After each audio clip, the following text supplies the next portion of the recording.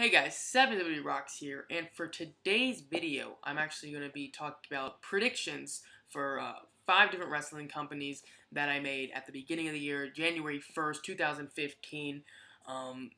Basically, I named 3 breakout people, or 3 guys that I thought would have the best year in each company, and then I talked about some storylines. So since we're pretty much in the middle of the year, and of course it's June 16th, 2016. I usually do this on June 15th, but I was not feeling good at all yesterday, but I decided to do it today. We're going to look back at my amazing, amazing predictions that have been totally spot on. I'm totally joking. They're pretty bad.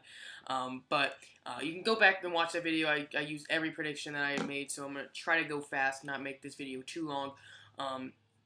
But yeah, let's get right into it. So for WWE, the companies I did was WWE, TNA, Ring of Honor, PWG, and Lucha Underground. So let's get right into it. WWE, I did 4 guys instead of 3 that were going to have great years. Roman Reigns, I was good on that one. Kevin Owens, pretty good. John Cena, hurt for a lot of it, but I think he'll come back. Or he's came back, obviously, but I think he's going to have a good year. And then Seth Rollins, who was injured most of it, so far, but I think the second half is going to be a lot better for him, so I was pretty good on that. WWE's easy, though. I said Brock was going to win the Rumble. That would have been cool, but sadly did not happen. I said Brock versus Reigns at Mania 2. Probably would have been a lot better than what we got, but, you know. And then I said Rollins was going to return as a face. I still think that should have happened. Turn Reigns heel, make him a face. And then I said NXT will have lots of independent guys and tour much more, which they have. So that was a pretty good prediction, especially with this Cruiserweight Classic coming, even though that's technically, I guess, not NXT.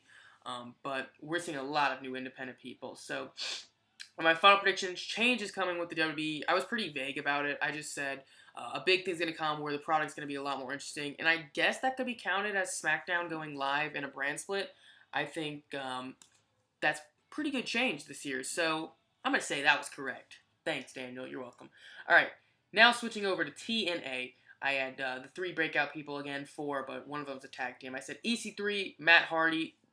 This was still when Matt Hardy wasn't, like, insane, and now he's, like, mental. And the Wolves.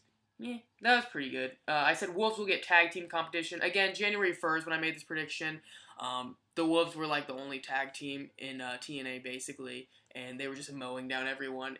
The tag team competition really hasn't gotten that better. I said Andrew Everett wins the X Division title. He should. I don't even know why he's on the roster. He should just hold that belt forever.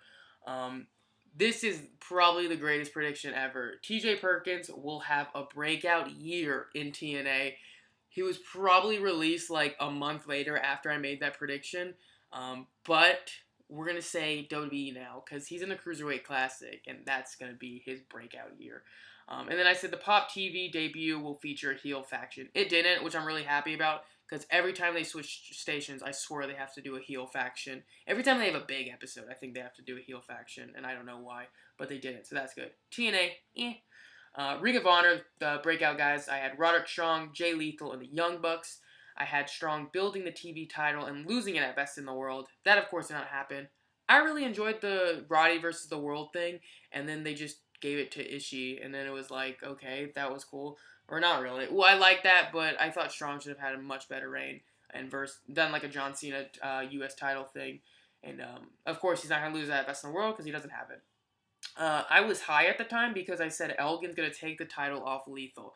I don't know why I said that. He won Survival of the Fittest, so I automatically assumed he was going to win the belt. But again, I was probably high.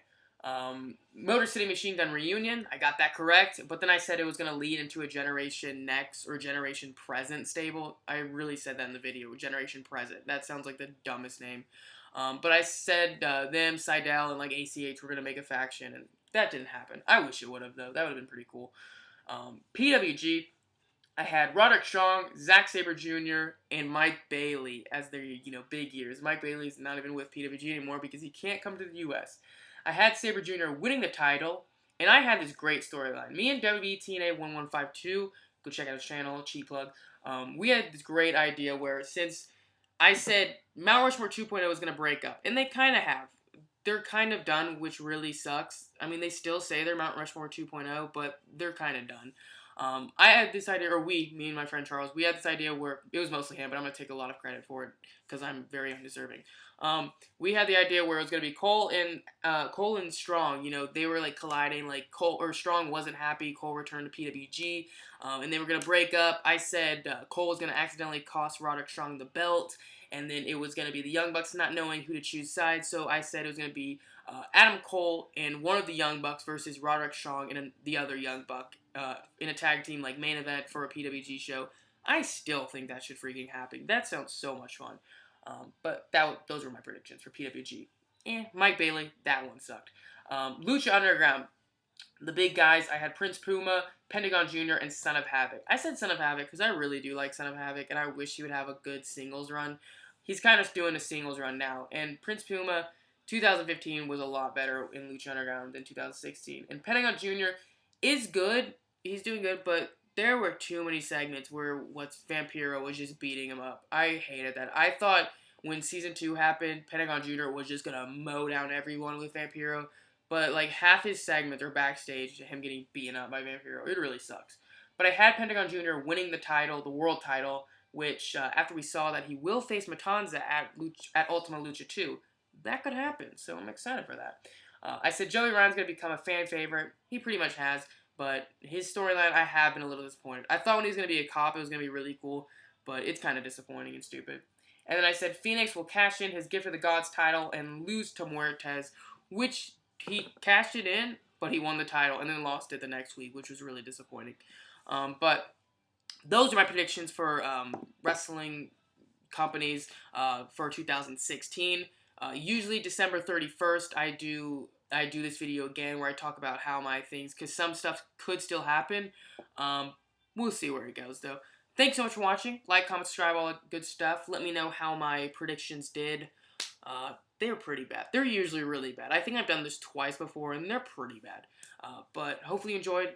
Follow me on Twitter, @7WRocks. And thank you so much for watching. And as always, have a great day.